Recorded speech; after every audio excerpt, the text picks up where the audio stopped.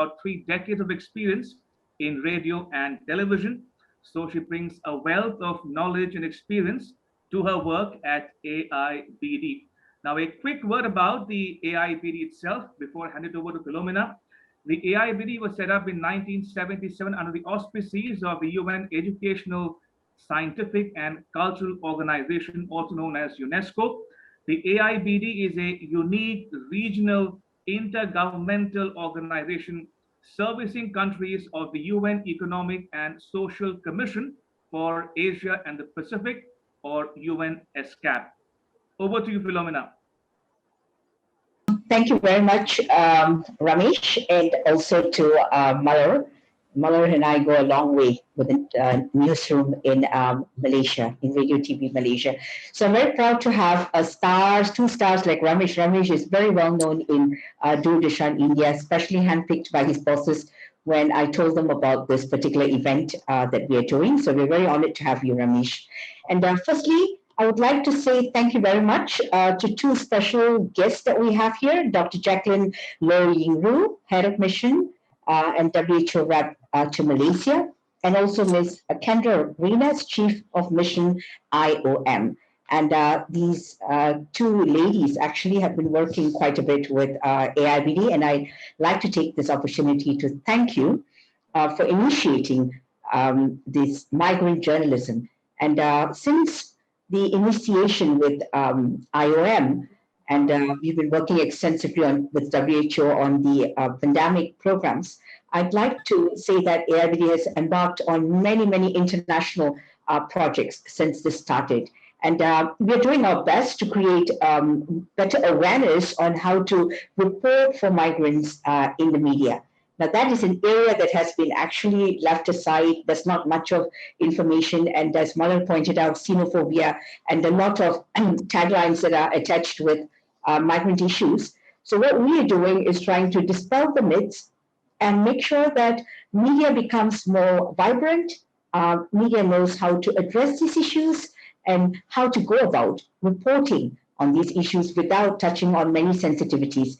I guess the issue of sensitivity is what is startling a lot of people. You know, they shy away from covering migrant issues because, you know, you might be out in the social media next, or your country might be saying something about it. So this kind of fear is what keeps journalists from actually writing or reporting or taking this matter seriously.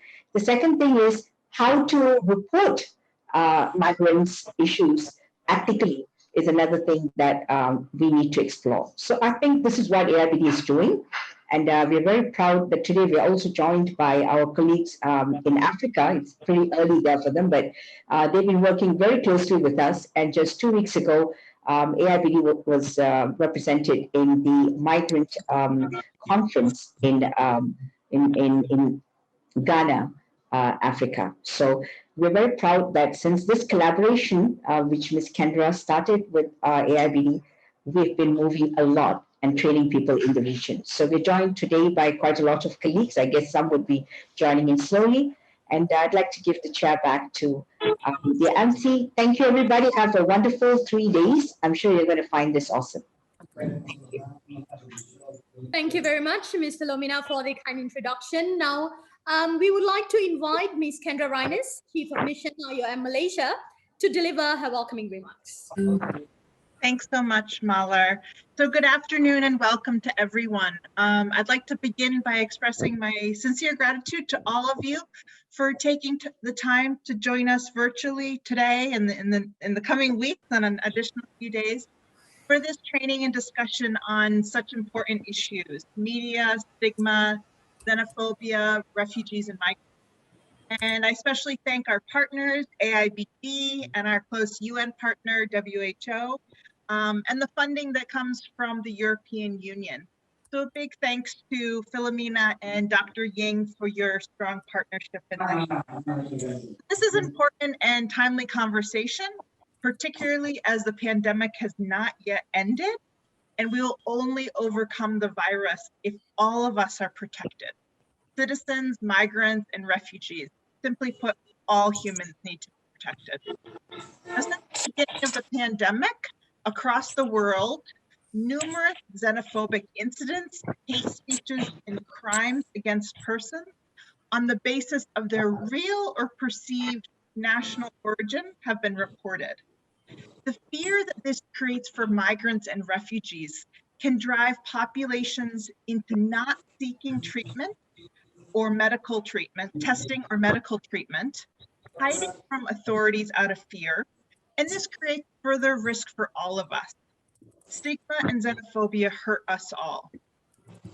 Hate and discrimination targeted against migrants in many countries globally is currently exacerbated due to misinformation and fears associated with COVID-19. Yet, you as the media play an essential role in accurate information and accurate reporting. So we're so glad that you're here to discuss these issues with us today. The incidents and expressions of xenophobia have both short and long-term implications for society. So we're grateful that over the coming weeks, you will explore new ways to address these concerns through media and reporting. I personally believe that change starts with understanding the issues from all sides and hearing from others that we may not usually hear from. Change starts from knowing the other. So we're going to have some excellent presentations from migration and media experts.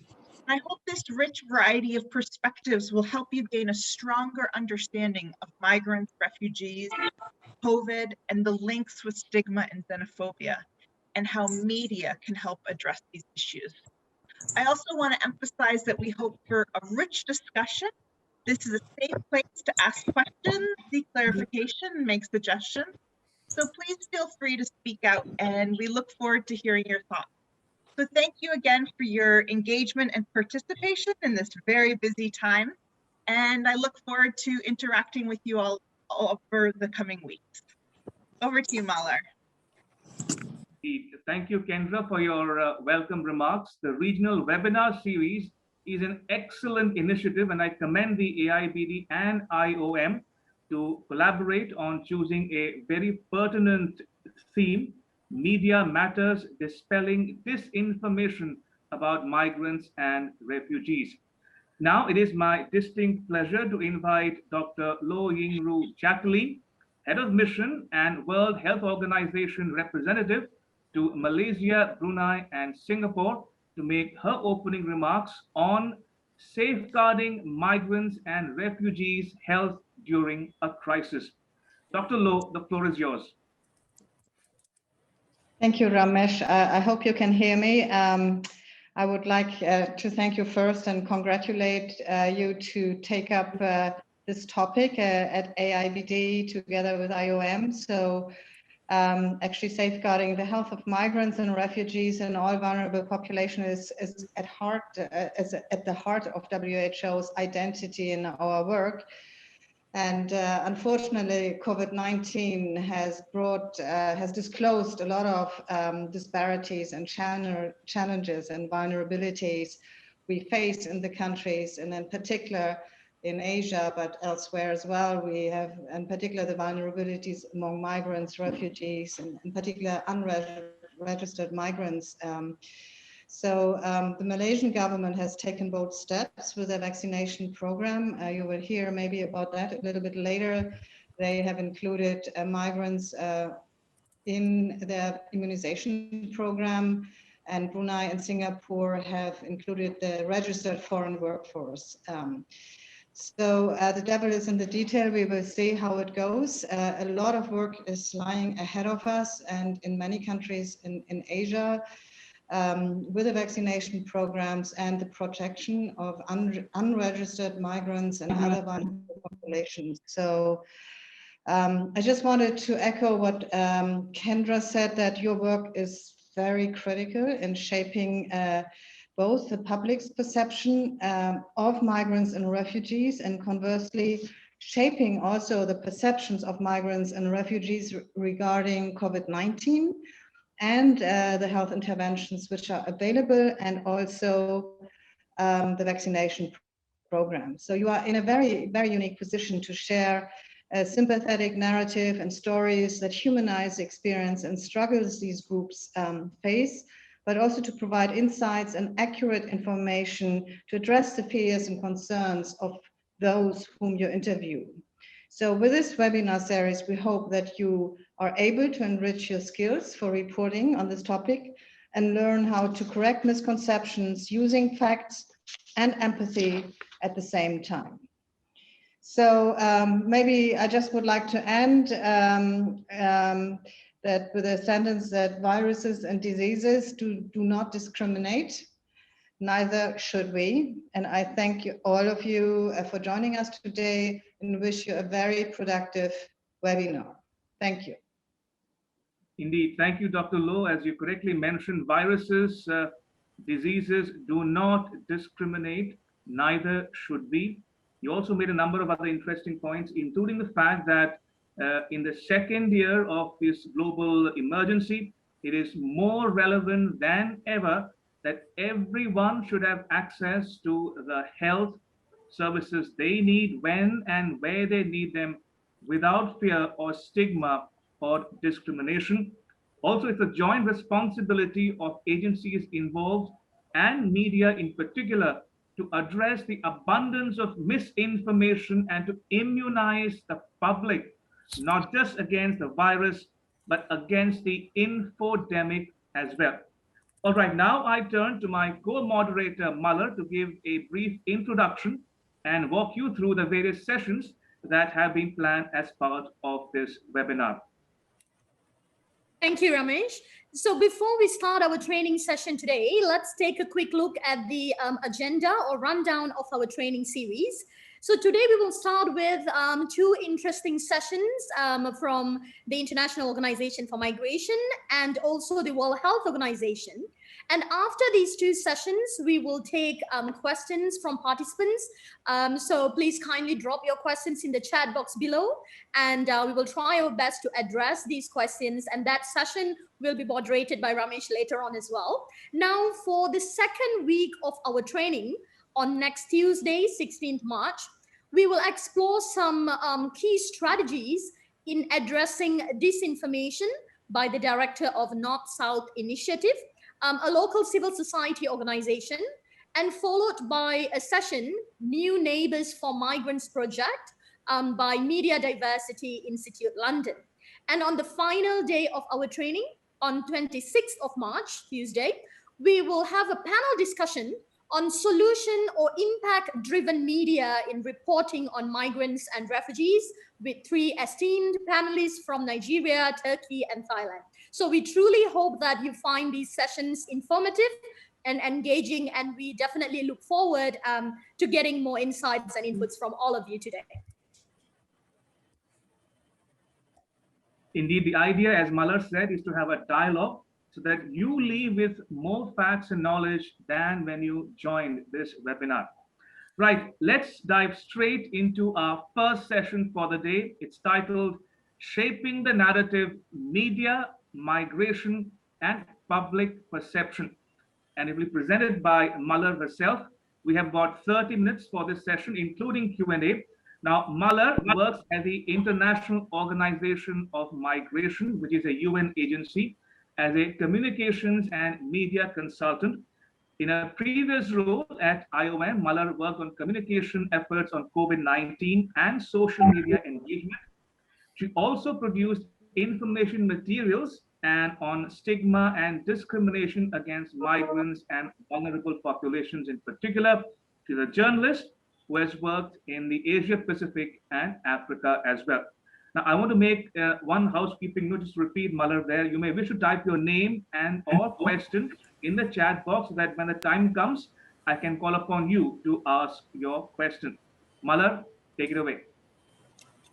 Thank you very much, Ramesh, for the kind introduction. Now, we are very excited to have all of you here today with us in terms of our first session. So we would like to start this first session today, Shaping the Narrative, Media, Migration, and Public Perception.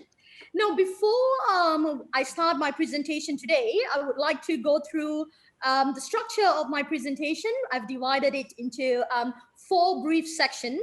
So in the introduction portion of it, we will look into some key statistics, definitions, and objectives of well-managed migration, and followed by current public perception towards migrants, public sentiments, and the level of xenophobia, especially in times of COVID-19.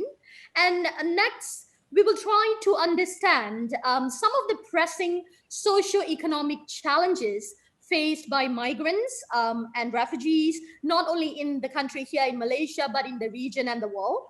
And also moving on, we will look into some key recommendations for media practitioners, especially in terms of reporting on migration and reporting ethically on migration. And for Q&A session, as Ramesh has mentioned before as well, we will take questions at the end of the second presentation. So feel free if you would like to direct those questions to either to me or the second presenter. And a quick reminder, please mute your microphones so that we can start our session now. A bit of a background about IOM before I move on. Now, the International Organization for Migration, IOM, works to help ensure orderly and humane management of migration, to promote international cooperation on various issues, mainly migration law, policies, human rights perspective, and also at the same time to provide humanitarian assistance to migrants in need, including refugees and internally displaced people. Now, IOM has more than 65 years of experience in protecting and assisting migrants in different parts of the world. And IOM became the official, an official United Nations agency in 2016. Our HQ is in Geneva, Switzerland, and we have offices in more than 100 countries. So if we take a quick look at who are our partners, we work closely with civil society organizations. We support governments in migration management. We also work with private sector partners and, of course, the international community as well. Now, let's take a quick look at some of the key statistics of migration. Now, global migration is a global reality because people are currently on the move now more than ever. 1 billion people are on the move, and so that's basically 1 in every 7 people. So if you look at the statistics, 760 million out of the 1 billion migrants are internal migrants. And before I move on to the next statistic, I would like to take this opportunity to just remind our participants, especially for those who are just joining us now, please kindly mute your microphones so that we have a smooth presentation. Okay, back to the global migration statistics. I was just talking about 760 million are internal migrants. Now, who are internal migrants? Internal migrants are those who move within their state for various reasons. For example, it can be education opportunities or better housing chances. And 272 million out of 1 billion migrants are those who move out of their state. Now let's take a quick look at international migration flows. Now these are some of the key figures of international migrants in the world. So currently we are looking at number of people living in the country other than their birth country. So for example, if we look at the statistics on the screen, we have in North America, for instance, there are up to 58 million of migrants, representing 16% of its total population, while the numbers are slightly different in Europe. So if you look at Europe, Europe hosts 78 million of migrants, representing 10% of its population. And here in Asia, we have 30 million of migrants, representing almost 2%, 1.8% of its total population. And I think these numbers are very important for us as media practitioners, communication professionals, not only to look into or write news articles, produce special reports or research purposes. These numbers are also important for us to look into the local and international context, understand the struggle, the challenges, and at the same time look into the success stories behind migrants, behind or beyond these numbers. Now let's have a look at the IOM's definition of a migrant. Any person who is moving or has moved across an international border or within a state away from his or her residence. Now, regardless of these four elements. Now, what are the four elements? The person's legal status. So regardless of whether the person is documented or undocumented. Next, whether the movement is voluntary or involuntary. What are the causes of the movement and the length of the stay? Because we do know that there are many causes of movement, as I've mentioned before, whether people are moving for better opportunities in terms of education, job opportunities, or in some cases, they are moving because of religious persecution. So regardless of these four elements, any person who is moving or has moved across international borders or local borders away from resident is described as a migrant according to IOM. Now, a quick look at SDGs. The core of the 2030 agenda here is inclusivity with a pledge to leave no one behind. So the Sustainable Development Goals, SDGs, are a universal call for action to end poverty and also to protect the planet. So as results improve, that means that we can also improve lives of societies, communities around the world, everywhere. So you might be wondering, what is the relationship between these SDGs and migration? So the central reference to migration is made in terms of target 10.7. So if you look at the screen, the pink box there, number 10, it says reduce inequalities. So 10.7 says that in order to facilitate orderly, safe, regular, and responsible migration through the implementation of well-managed policies. So as media professional, journalists, producers, and communication professionals, I think it's good to also know what are some of the key objectives to well-managed migration. Now, well-managed migration, if we ask the question, why is it important for us to manage migration well? A very simple answer would be because it benefits every one of us in the society. And according to the Migration Governance Network, safe migration, so the aim of the safe migration is to advance socio-economic well-being of migrants and society. And at the same time, ensure that there is a whole of society approach. Because we do know and we recognize that migration is complex. It's a complex issue. It's a cross-cutting issue. And that is why we need understanding of media and communication professionals in order to push for good governance in migration, at the same time ensure effective responses and a proper mechanism. Now let's move on to the key element here, public perceptions of migrants and xenophobia.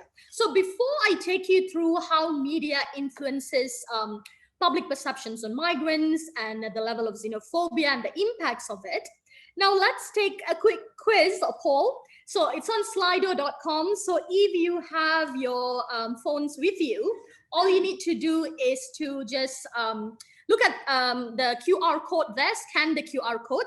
That will be the question. Or if you don't have the phone with you, what you can do is to type slido.com and key in S489. So the question here is, describe the current public sentiment towards migrants in one word. We will look into why this is important, but the question for now, no matter where, in which part of the world you are, if you're in Malaysia or you're in Pakistan, Nigeria, Ghana, Indonesia, just take a minute or two to look into this and let me know, how do you describe the current public sentiment towards migrants in one word? So we already have answers coming in. So what I'm going to do is to give all the participants at about 30 minutes, not 30 minutes, that's the full length of my presentation, 30 seconds to get all these answers so that we can view it in real time.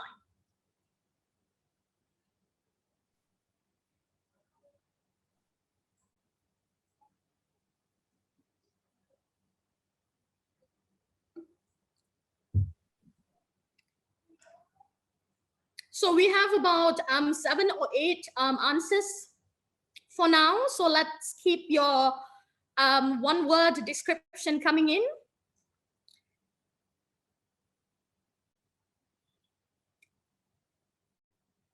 So the more answers we get, we can get a rough idea in terms of how do you describe the public sentiment towards migrants.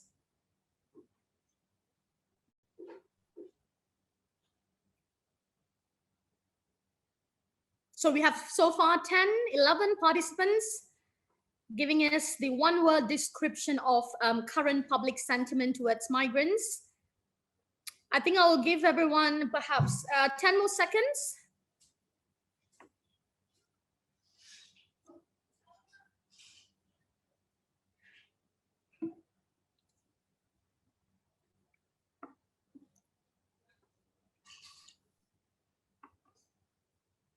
Okay, let's go through while we are waiting for others to type their answers. Describe the current public sentiment towards migrants in one word. So these are some of the words that you can see in real time on your screen as well. Prejudiced, discriminatory, misunderstood, distrust, xenophobic, dirty, unfair, hateful, empathy, bad, outsider, crime, illegal. These are some of the words you have used to describe the public sentiment on the ground. So let's stop this and move on to the next slide. Now, why is it important to understand the public sentiment on the ground? Because I'm sure that as journalists or communication professionals, we meet people, we interact with people on the ground, community leaders, policymakers, and it is very important for us to understand what is the current public sentiment towards migrants, because media plays a crucial role in influencing that perception. So based on IOM's survey experiments in Europe and United States, and based on a report by University of Oxford Center of Migration, Policy and Society, media's important resources of information affect how people act based on what they think. It also affects how people think, because that is how they form their perception. So media plays a critical role in influencing that perception. Number 3, how policymakers prioritize agendas. For example, in the age of new media and social media, the public and also users of social media can address critical issues directly to policymakers. And number 4 is how migrants make a decision. Now, this is also quite vital, because migrants in their host countries also consume news. So besides influencing how people act, how people think, how policymakers prioritize agenda, how migrants make informed decisions are also based on media. Now, I'm very sure we have heard, and also as Ramesh mentioned earlier, the word infodemic. Now, the term infodemic, I think, was so popular throughout last year and still is one of the biggest word in terms of addressing these issues. So it is a blend of information and epidemic that refers to a far-reaching spread of both accurate and inaccurate information. Now, this is critical. Why? Because the COVID-19 in the first pandemic in history, in which technology and social media are being used on a massive scale. Now, this can be good and bad. That is always pro and cons, because it is being used in a massive scale to keep people safe, to keep people informed, life-saving critical information, to keep people productive, because I'm pretty sure that most part of last year, many people around the world worked from home, and it is important to keep people productive and connected with their friends, families, loved ones. So in terms of infodemic, what we need to realize here is that it is far-reaching, but it also includes two elements, accurate and inaccurate information. Now, talking about inaccurate information, let's go through these two terms here. The first one is misinformation, and something that is a word that is commonly used not only by us media practitioners, by the general public as well.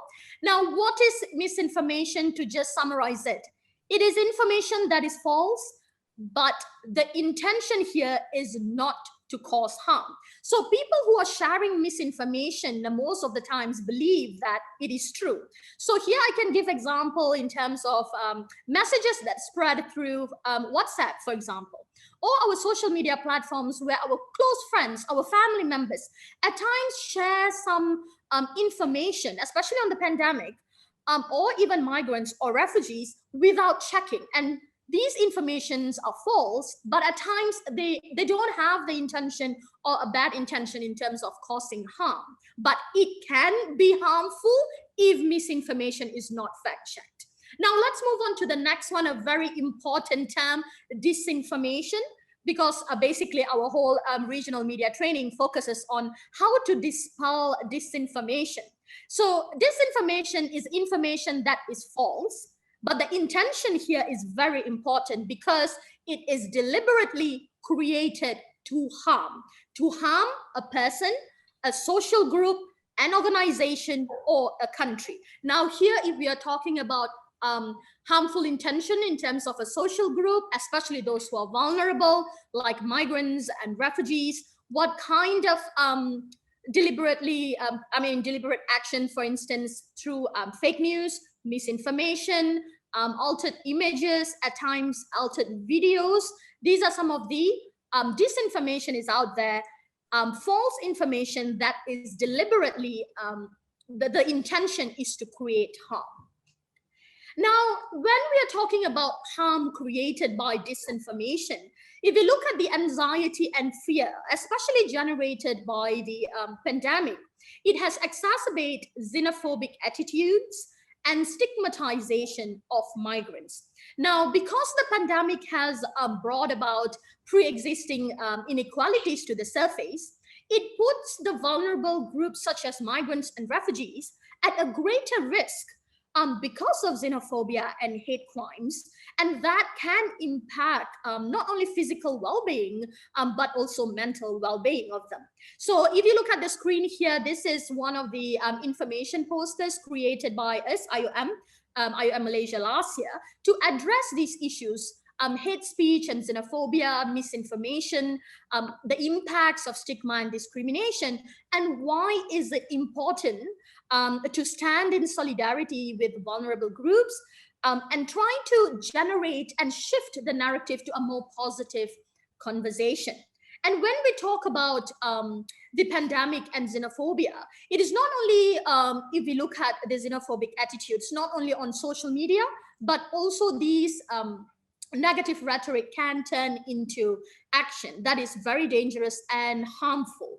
So if we look at the list here, these are some of the examples of recorded incidents, include a long list of widespread human rights abuses, not only in the region, in the world. If you look at current news, in the past couple of weeks, we have been seeing cases in xenophobic attacks hike, not only in places like the United States or UK, but also in many big cities around the world. And some of these xenophobic attacks towards migrants and refugees include refusal to sit next to passengers because of their perceived ethnic origin, refusal to rent apartment, verbal attack, violent physical attack as well, which is extremely disturbing.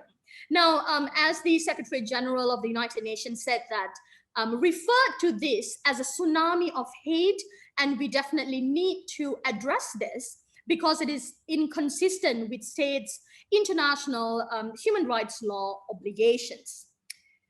Now, let's look into the key challenges faced by migrants, because I think as media practitioners, if we want to shift the narrative, it is important to understand some of the key challenges.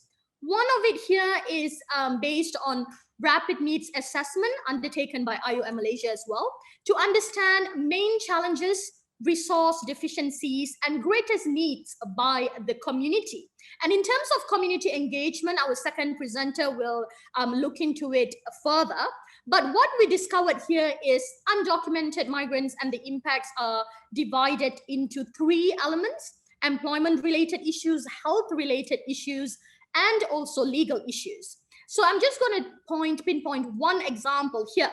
For example, under the legal issue, undocumented migrants fear arrest or detention if they seek medical care. So, for example, in Malaysia, we are now rolling out our vaccination program. So in a recent statement, IOM Malaysia mentioned that a clear and consistent message is vital to rebuild migrant communities, because it is very likely that undocumented migrants will be quite reluctant to come forward for vaccination, although it's free, because of the fears of them being arrested, detained, the rise in xenophobic sentiment, and also their highly vulnerable status. However, we do believe that this can be bridged with clear communication and at the same time collaboration with relevant authorities. Now, when we talk about undocumented migrants, I think it is imperative for us to understand how migrants become undocumented. One here example is human trafficking. For instance, the majority of victims in Malaysia, in Malaysian context here, is undocumented migrant workers. And human trafficking is a lucrative business that generates up to 150 billion in profits. Besides that, we also have forced labor. Globally, we have 25 million people in situations of forced labor. And this is very critical for us to understand. For instance, how do we describe forced labor here? When victims are often forced to work through the use of intimidation under harsh working and living conditions with little to no salary. And up to 44% of victims are migrants.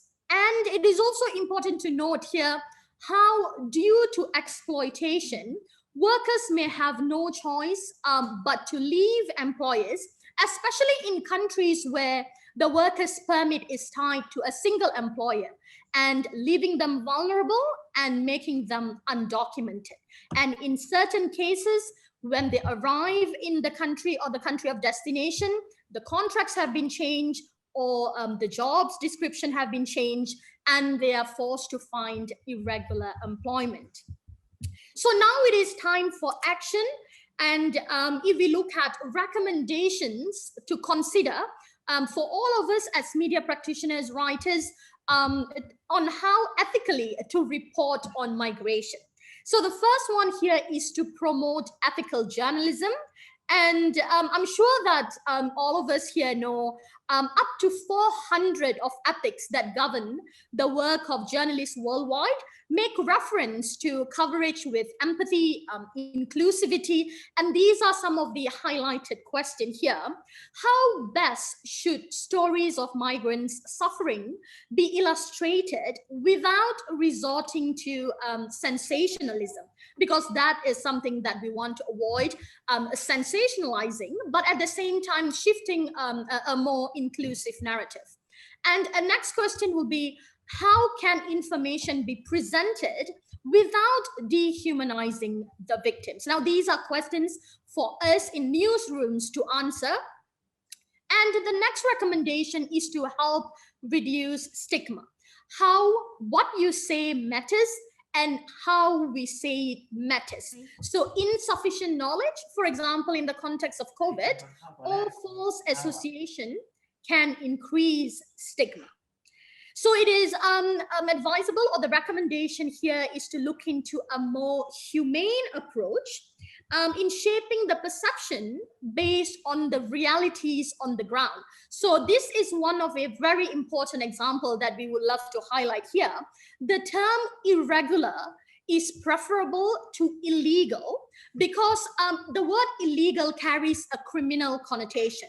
So according to United Nations General Assembly Resolution 3449, they have recognized that the term illegal should not be used to define migrants in irregular situation. Now, if you ask us why, because the term illegal against migrants' dignity, and it undermines the respect for human rights of migrants. So migrants, or as any human being, can never be illegal. They can be in irregular situations, but it is inaccurate to refer to a person as illegal. Now, it is also imperative for us to address rumors in misinformation and specifically design our delivery towards targeted information. And amplifying the voices of migrants, how can we do this? Share the narrative and the stories that humanize their experiences. So for example, we can use topics such as safe housing, employment, education, or essential services. Are migrants being given access to healthcare? Or how are they contributing to the society in terms of the economy, arts, culture, sports? These are some of the issues that we can amplify. And at the same time, it is crucial to maintain two-way communication, both in terms of migrants and citizens, because journalists are in a unique position to share life-saving information. So let's, I'm moving towards the end of my presentation here. So one last question before I wrap up my presentation. Join us in terms of answering this. So based on the recommendations I've just laid out, do you think we can transform the media industry to be more inclusive in the next few years? So again, the method is very similar. Just go to slido.com, type slido.com and enter hashtag S489, or you can just scan the QR code. Do you think we can transform the media industry to be more inclusive in the next few years? Now, this can be based on the recommendations that I've just outlined, or generally as a journalist, producer, host, presenter in the region or in your own country. Do you think the future is bright for the media industry to be more inclusive? So if we look at the answers so far, we have about 56% or 60% now of participants saying yes, very optimistic that we can transform the media industry, with maybe coming in the close second with 40%. So I think with that optimism, I'm going to move on to the next one here, which is key messages. So disinformation, discrimination targeted towards any single population group pose a risk to all people. And if we are all in this together, it is important for media practitioners to uphold the dignity and human rights of vulnerable populations, especially migrants and refugees. And we have a wealth of resources to share with you.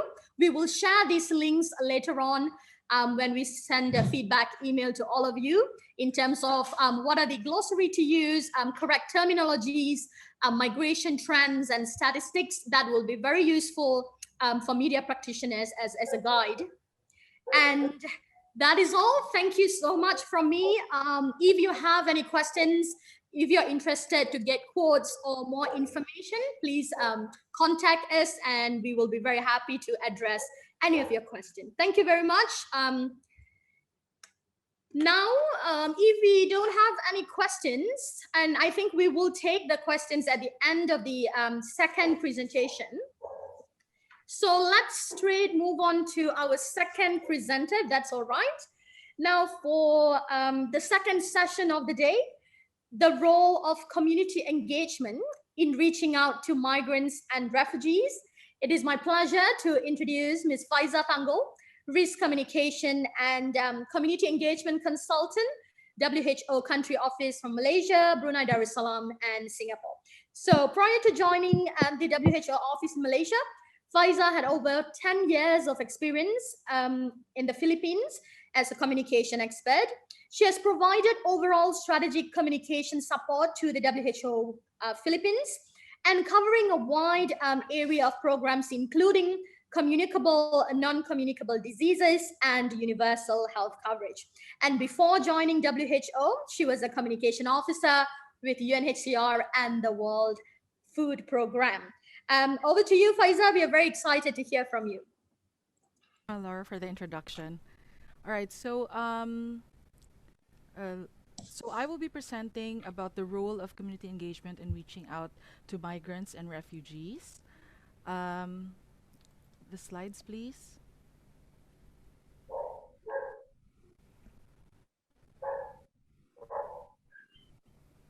Hello. Just a moment, my system is hanged. All right, so maybe before, while we wait for the slides, some of our learning objectives for this session would be to basically describe why community engagement is essential in the COVID-19 response, but not only the COVID-19 response, but also public health in general, and also understanding the role of media, which is very critical in community engagement. So next, please. All right, next, please. Before we start, let's take a look at this slides and see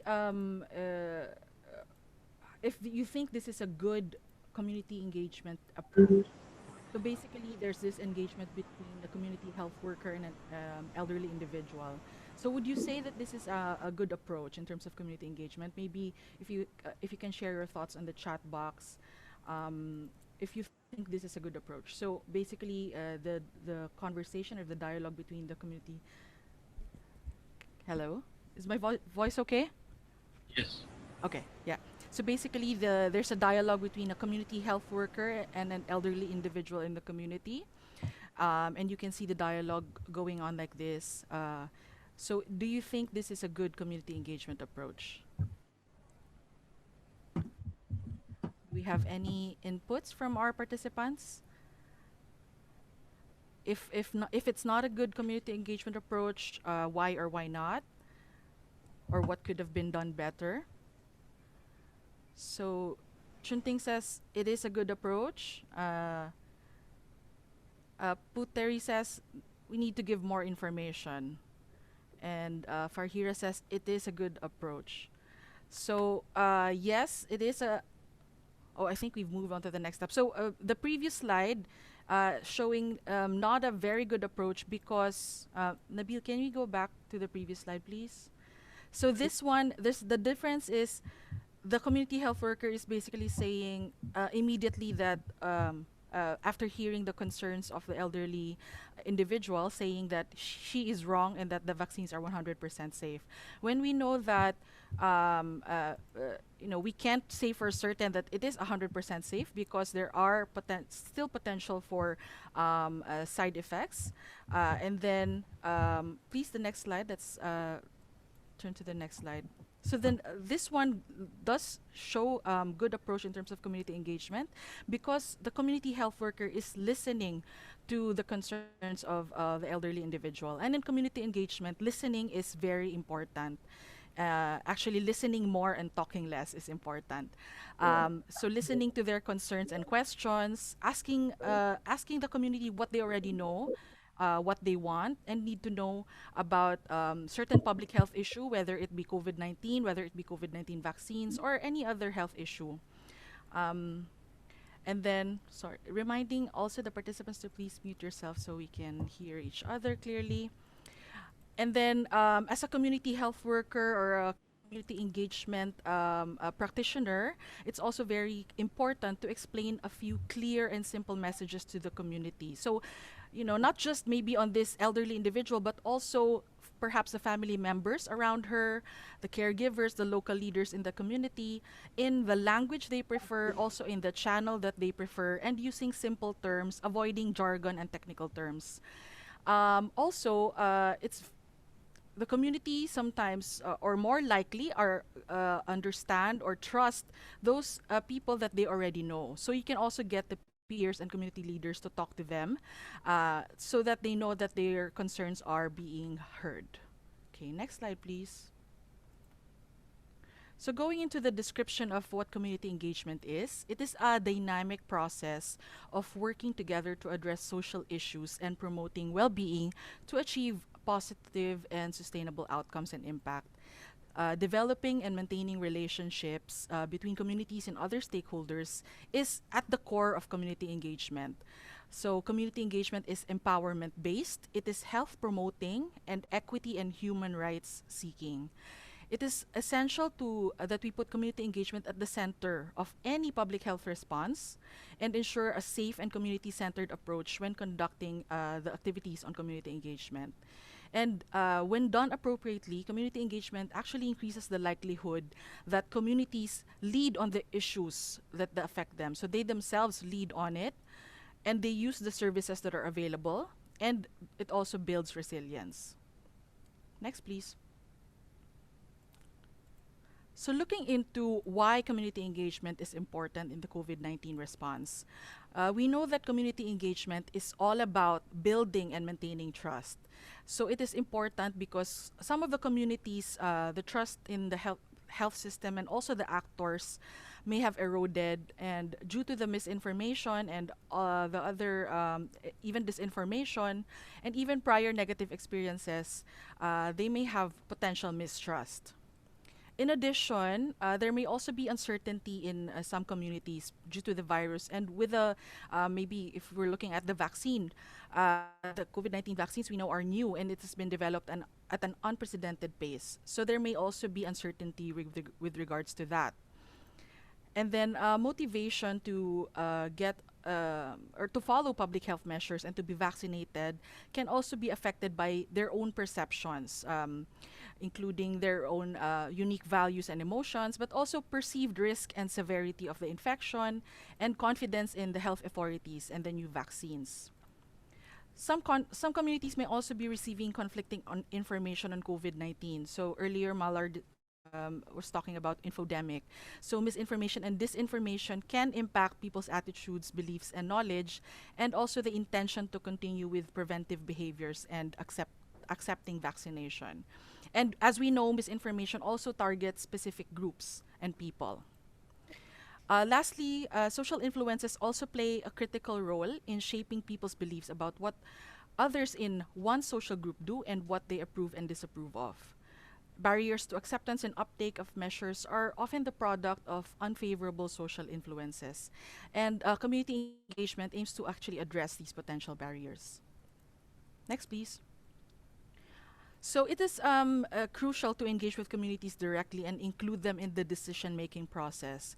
In the WHO Western Pacific region, we have identified 3 core priorities for community engagement. First is on further strengthening existing partnerships and establishing new partnerships to reach and engage with wider community networks with the aim of strengthening trust with community leaders, communities, and key vulnerable populations. So this can help ensure two-way communication systems are in place for engagement of communities to offer feedback and incorporation of their own goals and vision. And in this part, actually, media plays a critical role and should be a part of this network of partnerships. Next is on further strengthening existing community governance structure to leverage existing mechanisms and build capacity among national and local stakeholders in engaging, empowering, and supporting communities in the COVID-19 response. This, for example, can support the convening of communities and stakeholders to share good practices and lessons learned, and also developing innovative solutions and responses to COVID-19. And lastly, optimizing the role of community care workers and volunteers, engaging with the communities, including in surveillance, data collection efforts, and community-based participatory methodologies. Next, please. On the end of January 2021, WHO released the Conducting Community Engagement for COVID-19 Vaccines, where we outlined some tips for community engagement during COVID-19 vaccine introduction. Although it is specific to vaccine introduction, the principles for community engagement in other public health scenarios will remain the same. So it looks at first, one of the first step is to define and prioritize your key objectives. Next is to coordinate using existing coordination mechanisms and networks to sensitize communities. And then next is to assess and collect. So we have to look into what are, if there are information gaps, and working together to address these gaps. Next is on advocacy at the local level, communicating with local influencers and diverse representative community leaders about COVID-19 vaccines. And this is actually also where media can come in, working with local media and other communication channels to promote positive messaging about COVID-19 vaccines. Next is the community action plan. And then next is to implement, monitor and evaluate and adapt this community action plan. And finally, on feedback mechanisms, to setting up a feedback mechanism where we can document and address the community feedback concerns, perceptions, and misinformation, and report this to the relevant authorities. And in this process, as we know, and we're always going to say it, the core element is trust, and without which there will be no vaccine acceptance. So trust is essential for addressing vaccine demand and responding to questions around prioritization criteria of the vaccine delivery, such as who is going to be vaccinated first and why, because people will ask those questions. And of course, community engagement will need to be tailored to specific contexts to address these needs. There's no one size fits all, so that's why community engagement is very important. Next, please. Looking at some examples of how community engagement worked. So this was during the first Ebola outbreak in West Africa. Rumors were spreading that body bags contained rubble, such as rocks and dirt, instead of people, and because they believed that the body parts have been removed and sold. So also we know, based on evidence, that ancestral rites performed during funerals and burials have long been recognized as a major driver of Ebola virus transmission.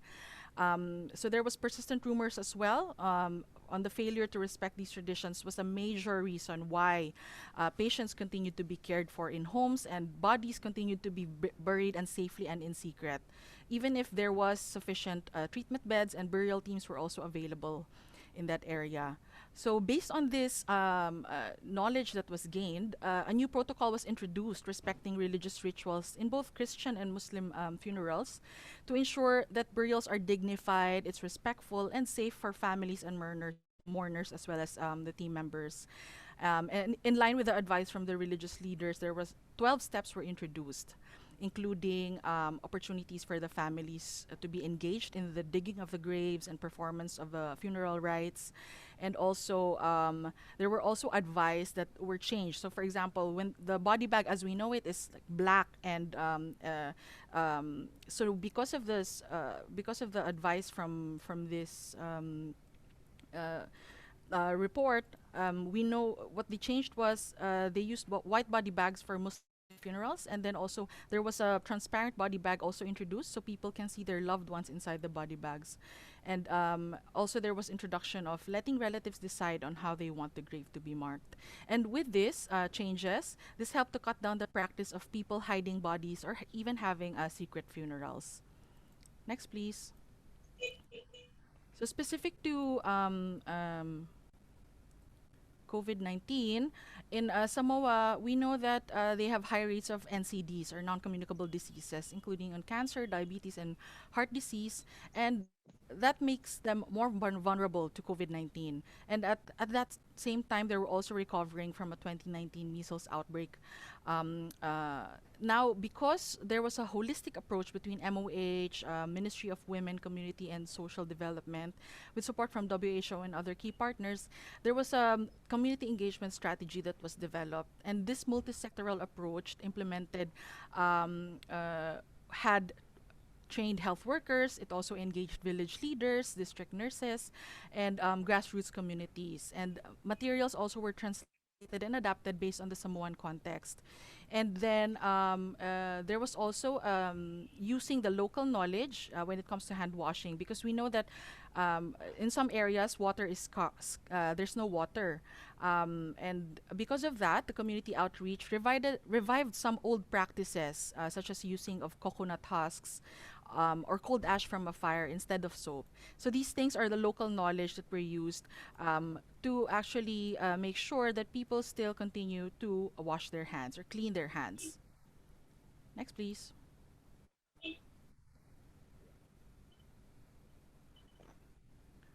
So the media, as we have heard also from the previous presentation, play an important role in community engagement. Media is an important partner and actor in public health. In the context of COVID-19, it has become more important to understand the power of the media and the role in community engagement. Engaging with communities through media brings people together. It helps bring knowledge and awareness, and also helps motivate people to take action. So the people behind the media outlets, the media and communication practitioners, the journalists, reporters, editors, camera operators, opinion writers, all of you that are participating in this webinar, you can help shift norms and inspire behavioral and societal changes. So going through each one of these key points, next please. First is on sharing community insights and concerns. Media reports tell the story of people's experiences, insights, and concerns. And also, media gives a platform for people to express their needs. Oops. Express their needs and raise their queries and concerns. And it has the power to change the narrative as well as compel action. By sharing the stories of the most vulnerable people in our societies, such as migrants and refugees, it also supports the destigmatization, as it shows that behind the numbers are actually real people. And it also helps normalize the issues that we see in the communities. But on the other hand, we also know that sensationalized media stories can provoke fear and anxiety. And that's why responsible and ethical journalism and reporting is very important. So we're just showing an example on the right side. You can see the unfolding news coverage of HIV/AIDS provided a good example of how an important public health issue may be invisible to the public eye until the media brings it to light. This on the right side, that's a headline from a New York Times article entitled "A Disease's Spread Provokes Anxiety." It was published back in 1982, and readers came to understand an emerging public health crisis. And actually, in this article, that was the first time that the term acquired immune deficiency syndrome, or AIDS, was used. Next, please. Media also have the power to set agenda. This is from local, national, to even international scale. And the nature of news media makes it a powerful tool for directing attention to specific issues. In the case of COVID-19, this could be looking at response gaps in certain areas, or even towards marginalized groups. This holds people in power into account, and has the potential to enable change related to the issues that were raised. We know that government authorities and even organizations use media monitoring as part of their social listening data triangulation. And the knowledge that's gained from media monitoring and other data sources are being used for decision making and adapting of the public health response. So an example we could see would be around April 2020, when in Singapore they experienced COVID-19 infections among migrant worker communities that were residing in dormitories. And media played an important role. They reported on the workplace and living conditions, as well as other vulnerabilities that exposed migrant workers to higher risk of getting COVID-19. And because of that, government authorities, private sector, NGOs, and even the public work together to respond to the issue. Next, please. Now, the traditional role of media in disseminating information cannot be ignored, because we all know that media facilitates the flow of information from authorities such as decision makers, spokespersons, experts, scientists, and public health professionals to the people. And they help process complex information and share them to the public in an understandable way. So the importance of effective communication among public health officials, the media, and the public is of particular importance during a crisis. During such times, the news media play an important role in increasing or reducing the public's perception risk and serve as a key link in the risk communication process. At the same time, media also play an important role in combating misinformation and disinformation. We've already heard earlier about infodemic. It makes it challenging for people to make decisions about their own health. And there are particular media organizations also that dedicate their resources to fact checking and rumor monitoring. So an example would be we had a community perception survey conducted with the Malaysian Red Crescent Society, and it has been consistent in showing that people continue to utilize and trust traditional media such as television, radio, newspaper, as important source of information about COVID-19. All right, next please. So the scenario is basically that rumors have emerged on social media channels that undocumented migrants have come forward for COVID-19 vaccines but have been detained. So while subsequent social media posts from authorities debunk this rumor, fear and anxiety among migrant communities remain persistent, which resulted in low immunization coverage amongst their population group. At the same time, there are also anti-migrant groups blaming the migrants for the low immunization coverage and continued COVID-19 transmission in the country. So in this main session group, let's have a discussion on these three questions. So what do we think would be the potential challenges in this scenario, given that there's now low immunization coverage amongst this group? What do we think would be the potential challenges? Please feel free to unmute yourself or maybe put it in the chat box. Any volunteers? Yeah. Hello, and good Yes. morning. Hi. Can you hear me?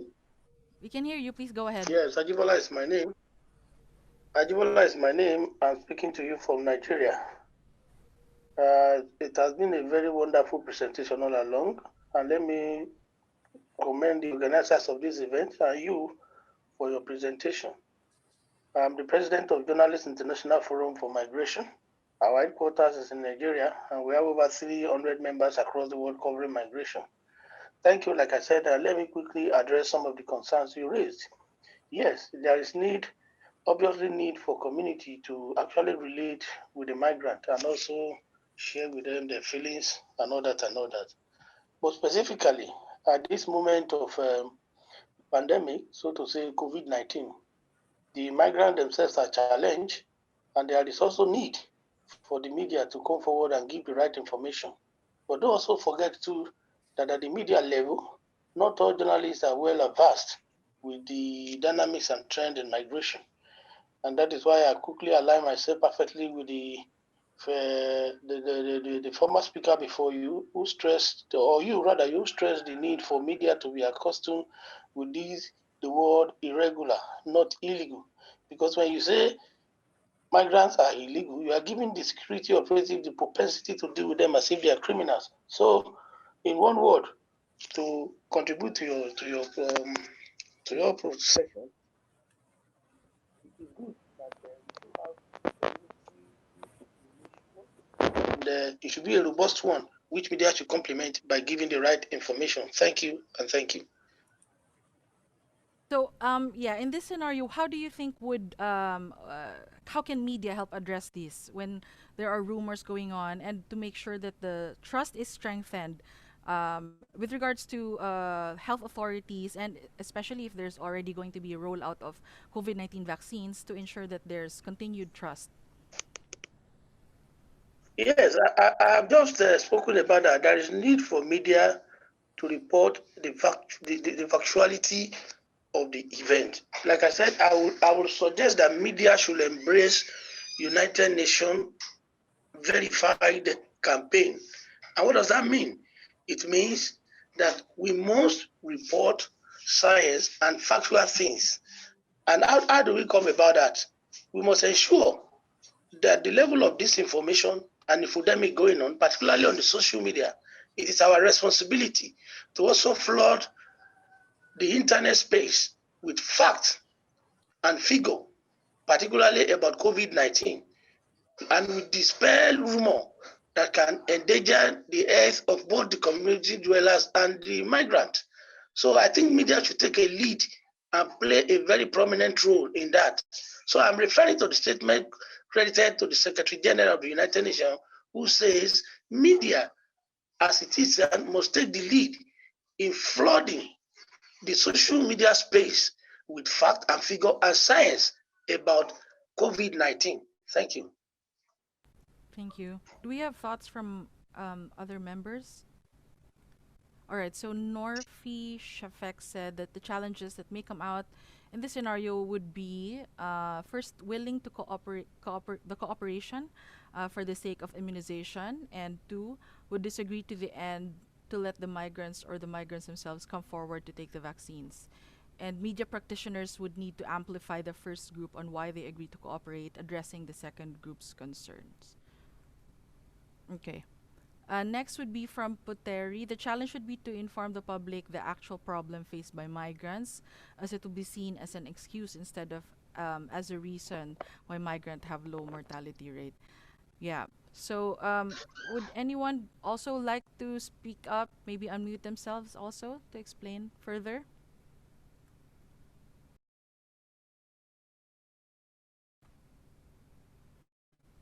Okay, so and then there's also the question of how would you involve migrants then in making sure that their insights and voices are heard without putting them at risk, because we know that there are also some areas where they might really be at risk of being detained or arrested, but it's also important for us to include their voices, their stories in our media reporting.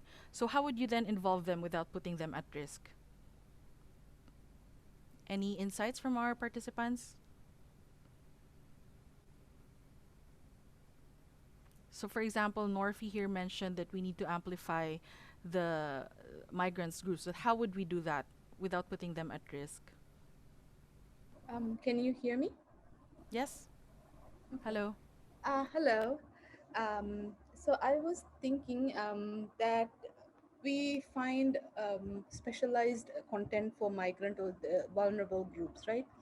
Instead of having specialized group, if there could be something that that their visuals or their voices or their images can be used in everyday content, like in drama or infographics, or like somebody in a game, what do you call it, game show could be a migrant worker. So like we need to normalize them as much as possible. So specialized content might take away from it. I mean, it could contribute, but it would also like have that the image is that they are the others, so they need special. So if we want to integrate them into society as much as we can, probably need to use them in our normal day-to-day content as well. Thank you. Thank you. Yes, a very important point, because the way maybe we're talking about them now is it's a bit of like othering them. So if we include them in in our usual conversation, in our usual stories, then normalization will also take place. So we have an input from Samuel Chua. We can get testimonies from them without revealing who they are. For example, not revealing their names in a news article. Yeah, so and we do this a lot as well, like sharing their stories, but maybe not showing their faces, because it is the reality that they are also putting themselves at risk sometimes if they face the media and they show their names and their faces. Chunting says perhaps media could be the platform to provide the information for migrant with migrant languages. We have seen that from Malaysia, that Malaysia Kini has daily reported cases in Nepali.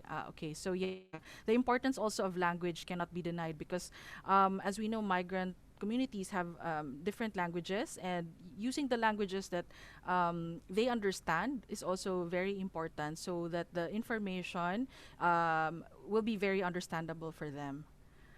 Ugonma says we could get experts to speak on behalf of the migrants. Yes, that could also be a good example, because it might also be that public authorities or government authorities listen to experts, and we can use the experts themselves to convince maybe on policy changes, or on to make sure that there's action.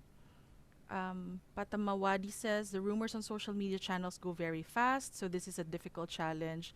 The government should address the fact and accurate information to media agency and general public rapidly. Yeah, so this is part of the infodemic management, and there will be further discussions about infodemic management throughout the webinar series.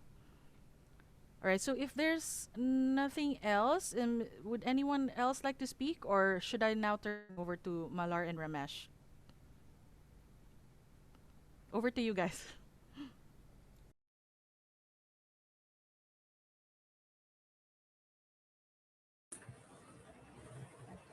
Thank you, Ms. Faizza Tanggol, for your excellent presentation. Now, you made a number of important, interesting observations there.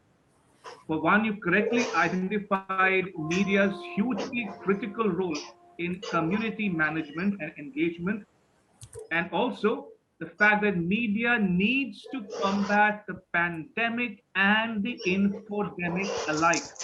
Like we've seen two presentations by two excellent speakers.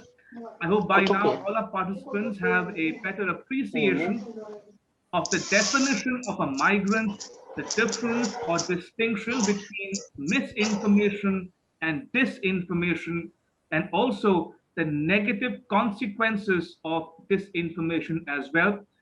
The numbers are staggering, as Malar said in her presentation, nearly 1 billion people are on the move. So global migration is a reality. Right, time for some questions, Q&A time here on this webinar. And please feel free to pose your questions to either of our speakers, Ms. Faizza Tanggol or Malar. And you can also use the chat box to ask your questions, please.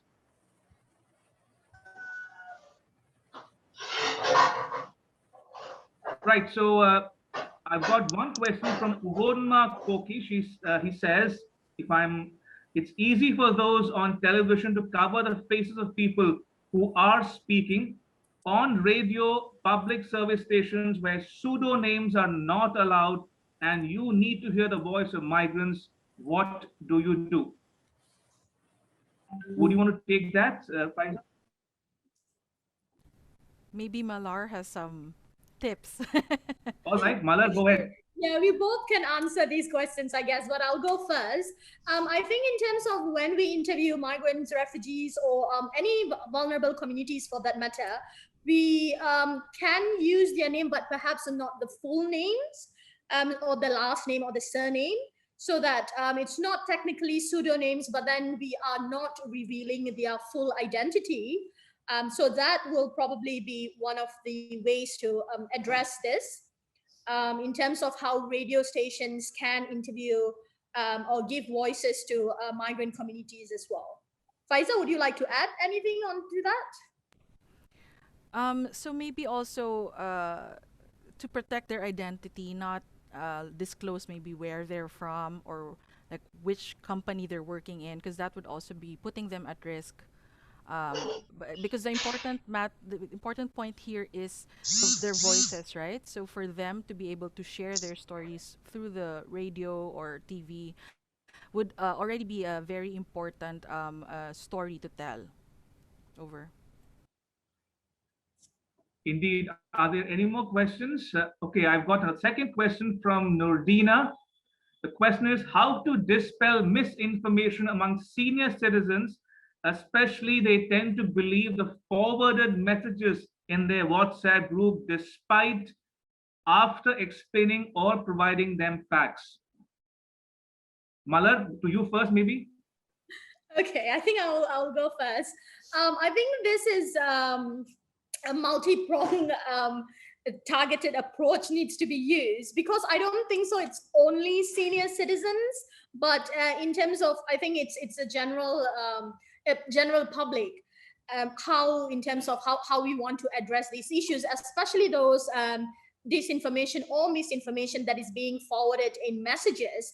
I think when we talk about WhatsApp messages, we get from people that we know in general, because those are the contacts that we have. So it can be our family members, it can be our friends, those people who are close to us. So I think it's very important to address that. The first step is to acknowledge that this message shared is either not accurate or false, or perhaps we can also start the conversation by saying, we understand that this comes from a place of concern.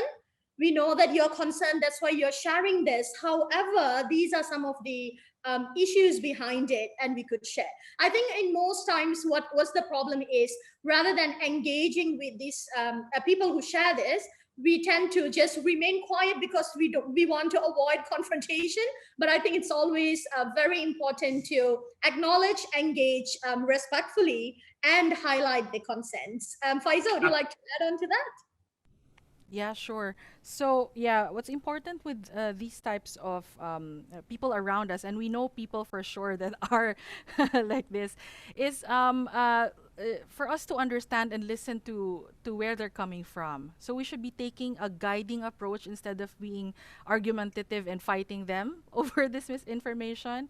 And since we know people around us, and they hopefully they do trust you, have that conversation with them, try to build that relationship and trust with them, and asking them questions as well, like why, what are your worries, what are your concerns. So making sure we understand where they're coming from, and then also taking time to listen to them, not just hearing them, but actually listening to them, and acknowledging their worries and concerns. So and then maybe if once we've established that trust with them, then that's when we can give the correct information, and making sure that we also check in with them to see if they understand the information, and then also asking them questions if they have questions regarding this, the correct information. So yeah. Yeah, before I come to the third question, just a quick comment there. I was struck by one particular slide in Faizza's presentation. 80% of users actually check their social media profiles to check on information every day. So that poses a great challenge for traditional legacy media, newspapers, radio, and TV included. That's a point to ponder. But question number 3 by Farhira from Malaysia now. When reporting about crimes committed by migrants, this kind of news often invites xenophobic and discriminatory comments from social media users, where they will target the identity of the migrant and not the act itself. So, how can media report these kind of stories better to ensure readers will not focus on the identity of the migrant? Again, I think Malar, you might want to respond to this. Sure. I think the first point here is in terms of how we ensure that the transparency, when we focus on transparency or giving voices to migrants or migrant communities, it is important not to reveal the full identity, where they work, the country of origin, or the full name, because that will help readers not to target them. Because when all these information are included in the news report, it will be easier for either the public on social media users, for instance, to target the migrants instead of addressing the issue. But another point here in terms of how we can report this better, I think it comes from when we are addressing a certain issue. For example, I think I'll give a Malaysian context. When we were talking about COVID-19 or the increase in numbers of those who have been infected by COVID-19, when we are addressing migrants or migrant workers, I think it is always important to also ask the questions why or how, not just focus on the numbers. Because when we look into why this happens or how it happened, and then we talk about all these issues in terms of whether it's irresponsible employers not providing the workers with adequate living standards or clean water or these sort of issues. So that is where I think media can play a role in terms of answering the why and the how, to ensure that the general public, when they're reading it, or the users on social media, when they're looking at this news, understand the context of the information, not just numbers or names. And Faizza, if you would like to add on anything. I have nothing further to add. Like, while we wait for more questions, I just took right to share a comment shared by Ugonma Kokesh. To dispel the rumors, Ugonma says we could counter what they have read by sending or giving them correct information that will counter their worries and concerns. Right. Any more questions from participants? Please feel free to share because we still have some more time on the week 1 of this webinar.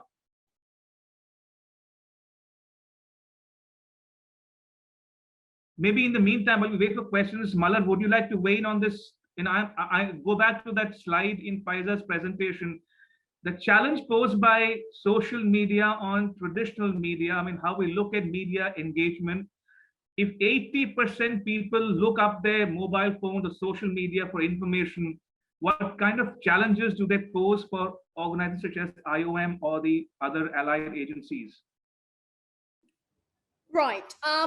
Just to give a quick comment on that, I think if 80% of the users are referring or moving towards social media to get their information, I think the challenge here, or perhaps the initiatives that we could do is, in terms of traditional media or any other United Nations agencies or civil society organizations, is to have a strong social media presence. Because when we get whether the younger audience or social media audience in general, relying on social media, so it is our opportunity there to not only focus on traditional media, but then have a very strong social media presence and have engaging content to ensure that content is interesting, engaging, interactive in terms of using current social media, for example, like TikTok, for instance, or short videos. So these are the ways or initiatives that traditional media even can come up with snippets of quotations, for instance, or statistics. So we shift our focus to social media, make sure our engagement is there and it's constant. And also some organizations are now shifting towards hiring social media managers as well. So that is how a way to transform or have social media or traditional media, but at the same time not or addressing the importance of social media presence by all these organizations. Indeed, I'm just curious to know. Yeah, Faizza, you wanted to come in? Yeah, so maybe also just to add, for Sure. example, for organizations such as IOM and WHO, we don't have like unlimited funding, right? So we are also limited in terms of where we can go for social media. So it's also good for us to maybe engage with influencers or those that are big in those types of platforms, because we can't be in all the platforms. But these types of data is important for us to understand where people are actually getting their information. So as much as possible, while it's good for us to go where they are, we cannot be everywhere. So using maybe the networks of influencers and other people that maybe, for example, if we're targeting young people, who do the young people listen to? So that's also an important strategy for us to put in place. And aside from that, in terms of countering misinformation and disinformation, we're also working closely with the social media platforms. So for example, we're working with Facebook, we're working with Twitter, and they've put in place some initiatives and mechanisms to track these rumors and also to manage these rumors, and making sure that in terms of even their algorithm, that the false information is lower, cannot be seen in the news feed, or that there's a warning in tweets or in Facebook posts that it's fake news or it's incorrect. So yeah.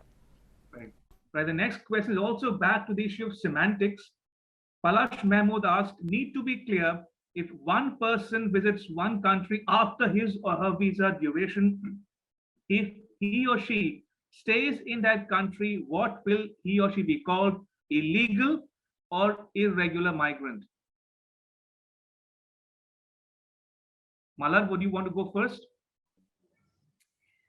Yeah, sure. I mean, as I've mentioned before as well, when we are talking about visa duration or any other reasons why someone who moves extends their stay or are forced to extend their stay, of course, we are going to use a regular migrant. because we have mentioned why we would like to avoid or do away with the term illegal. But at the same time, I also want to highlight that when we put out the reasoning, that has to be clear. We need to know the context. We need to know why, how, and these reasons as well, so that we can give a more, or look into this in a more holistic and also comprehensive approach. But to make it simple, the term is still irregular because we do not want to use the term illegal. Indeed. If I can just remind the participants, are there any more questions? Because we still have some time left, so please feel free to. Yes, I think I got one more question from Norfi Shafik. Now, to uproot misinformation, do you think it's possible for media practitioners to engage with the anti-migrant group's opinion leader of their own for us to address their main concerns and inform them so that they can blast to their uninformed group? Or would that be hard to rope them in? Or do speakers have similar experience like this?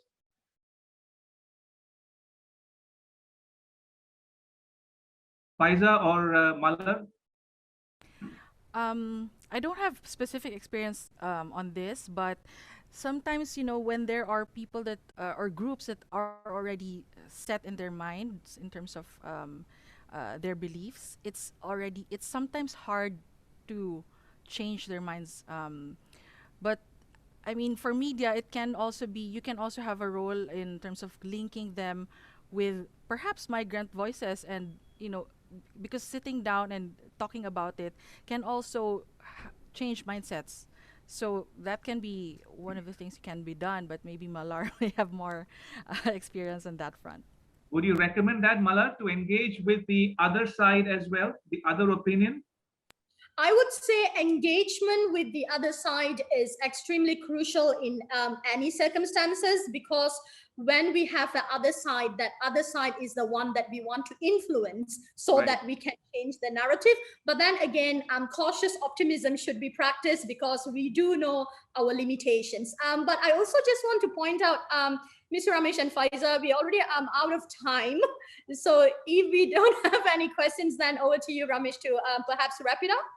Well, if that's the case, then maybe one last housekeeping request. Can we request everybody attending this webinar rather, to do a group photograph so that we have this for posterity's sake?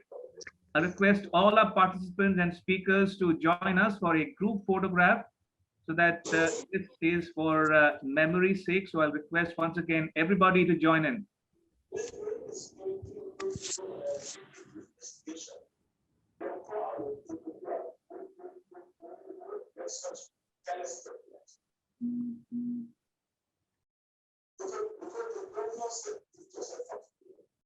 Okay.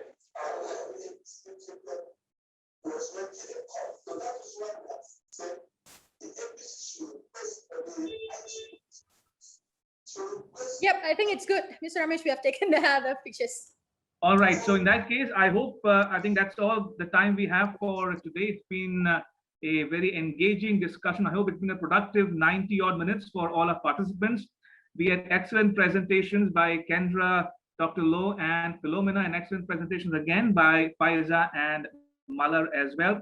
And it's a wrap. Thank you to all the speakers and participants for making time for the first of 3 webinars on media matters, dispelling disinformation about migrants and refugees. Don't forget, we meet here at the same time, that's 2 p.m. Malaysia time, or 0600 GMT on Tuesday, 16th March.